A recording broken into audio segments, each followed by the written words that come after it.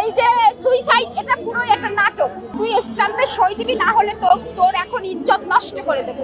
দেখায় আমার মারধর করে। তার আগের দিন রাত 10টার দিকে হিরো আলম আমাকে একটা মেসেজ করে যে আমার যদি কিছু হয়ে যায় রিয়ামণিকে ছাড়বে না। রিয়ামণিকে ফোন দিয়ে বলি তাড়াতাড়ি অফিসে যাও তো, ও কিছু একটা করছে নাকি। পরে ও যায় অফিসে, যে অনেক সময় খোঁজাখুঁজি করার পরে ওকে যখন পাওয়া যায় না, তখন আমাকে রিয়ামণি বলে তুমি অফিসে আসো। এটা আমি এখন জানতে পারি ওদের একটা মাস্টার প্ল্যান ছিল অফিসে ওই দিন আমার একটা ক্ষতি করা। কিন্তু আমি আমার বড় একটা গার্জিয়ানকে ইনফর্ম করে অফিসে যাই, যেহেতু তার নামে আমার মামলা করা। আমি তো একজন গার্জিয়ানকে জানিয়ে যাবো যে আমি অফিসে যাচ্ছি। পরবর্তীতে আমি অফিসে যাওয়ার পরে রিয়ামণি আর আমি ফজর পর্যন্ত তাকে ঢাকায় খুঁজি, অনেক জায়গায় তাকে খোঁজাখুঁজি করে পাই না। পরে অফিসে যেয়ে আমরা ঘুমিয়ে পড়ি। সকালবেলা খবর আসে, আপনারা সবাই জানেন, তার এক ফ্রেন্ডের বাসায় যে সে কিন্তু সকালে যে ঘুমের ওষুধ খায় 4টা। একটা মানুষ ঘুমের ওষুধ খেলে তো ঘুমাবে। ওইটা হসপিটালে তার বন্ধু ভয় পেয়ে যায়, কারণ সে একটা পাবলিক ফিগার। তার বাড়িতে বসে যদি একটা অঘটন ঘটে যায় তাহলে তার তো দায়ভার। তার ফ্রেন্ড তাকে হসপিটালে নিয়ে যায়। আমাদের খবর পাওয়ার পরে আমি আর রিয়ামণি রওনা দিই। আমরা তো মনে করেছি মেজর প্রবলেম, আমি মনে করেছি। আমি তো পাগলের মতো হয়ে গেছি। পরে যাওয়ার পরে ওখান থেকে আমরা রিলিজ করায় নিয়ে আসার পথে রিয়ামণি বেটার লাইফ হসপিটালে হচ্ছে আপনার কথা বলে। আধা ঘন্টার ভিতরে হিরো আলমের হুঁশ চলে আসছে। তারপরে তারা ডিসাইড করে কক্সবাজার যাবে। তখন আমি যেতে চাই না, আমি বলি আমি ঢাকায় থাকবো, তোমরা সময় তো একটু অসুস্থ, ওকে মেন্টালি ভাবে তুমি সুস্থ করে নিয়ে আসো না, আমাকে ছাড়া ওরা যাবে না। আমাকে জোরপূর্বক নিয়ে যায়, খুব ভালো সময় কাটে।